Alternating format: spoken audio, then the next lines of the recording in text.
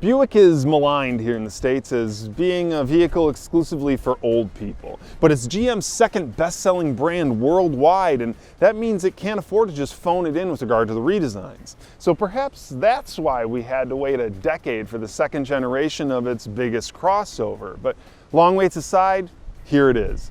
Hi, I'm Mike Perkins from CarGurus, and this is the all-new 2018 Buick Enclave. Important bits first, things have improved. Wheelbase is lengthened to 120.9 inches, and towing capacity is up 500 pounds to a total of 5,000 this year. And still, the Enclave is down about 350 pounds. It's aiming to combat that main criticism it's always faced, its heft. Here, coming in at 4,400 pounds total, it's no longer the portly performer that it once was on the old Lambda platform. Instead, it's slimmed down and it's now donning the same underpinnings as you're going to find on the new Chevy Traverse.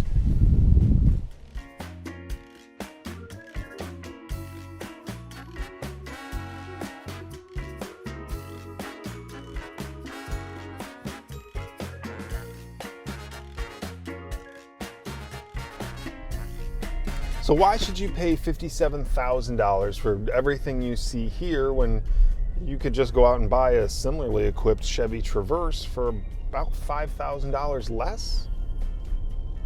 Well, for starters, it looks a lot better, both inside and out. I mean, the original Enclave never won any beauty contests, let's say.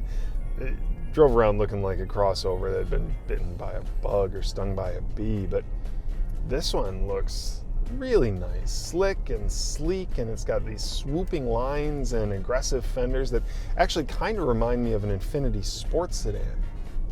It also uses a floating roof design on the outside, which is nice. I'd be more impressed if I wasn't seeing it on, seems like, every other car on the road of late, but it does look good. More than that, it's quiet. The Enclave has always been praised for its placidity, but Buick took extra steps for 2018, adding sound deadening and even a noise canceling system. And as a result, this is one of the quietest vehicles I've tested. Which leaves the 310 horsepower 3.6 liter V6 a muted affair until you cross about 5,000 RPM, at which point it has a distinct and gentlemanly growl.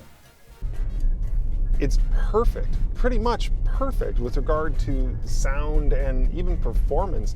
It's with 266 pound-feet of torque, scooting a front-wheel drive version to 60 in 6.4 seconds, a full second faster than last year. And all-wheel drive versions, they do it a little closer to 7, but still, that's quite quick for a bulbous behemoth like this.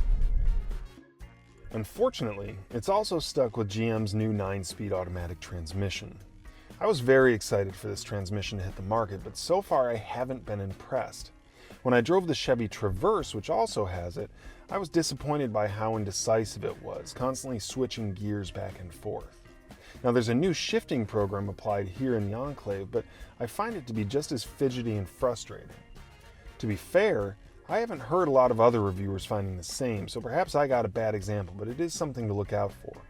Regardless, it manages to add another 2 or 3 miles per gallon depending on if you choose front or all-wheel drive, with this Premier trim with the all-wheel drive system managing 17 city and 25 highway for an estimated combined rating of 20 miles per gallon, though I'm getting closer to the teens and high teens to be fair, so your mileage may vary. Speaking of all-wheel drive systems, there are actually 2 different systems available depending on which trim you get. Base Enclaves only come in front-wheel drive, and the volume trim, the Essence, that comes with an open differential all-wheel drive system that uses the anti-lock brakes to mitigate slippage in the back. And it works fine, but it's old and it's not the most elegant in operation, which, I mean, isn't that the reason you're buying a Buick in the first place? Instead, the Premier and the Avenir trims, they come with a twin clutch differential all-wheel drive system that you hardly notice working to keep you on the road. That said, you do have to engage that system with the push of a button. And that's fine. I mean, push buttons are nice, right? In fact, GM wanted to go with push buttons for the transmission, but said that it ran out of room on the console. Instead, we get this thing. Listen, not to put too fine a point on it, but this is stupid, and I don't know how this takes up any less room than just regular push buttons. Looking rearward into the cabin, you'll see a 7-passenger seating configuration with some nice second-row captain's chairs.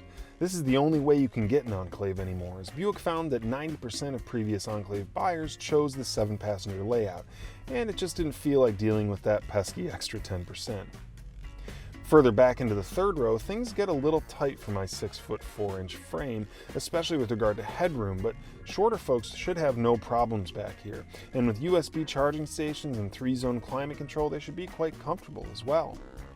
Capacity sits at 23.6 cubic feet in the trunk, 58 behind the second row, and 97.6 total, which puts the Enclave in a very nice position, competitively speaking.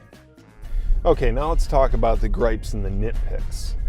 First, this thing is pretty much a rolling blind spot. I have a real hard time telling where the front of the car actually begins, and I can't see a thing out of the rear 3/4. Seeing out of a car used to be important, and now it just seems like as long as you make it look slick and stuff it full of cameras and screens and warning buzzers, you're good. I mean, the optional cameras here do help, don't get me wrong, but there's no replacement for just good functional design. Standard smartphone integration is great via Apple CarPlay and Android Auto, but until you get up into the Premier trim, you're stuck with a kind of bare bones infotainment system, and you still have to add in navigation even at that point.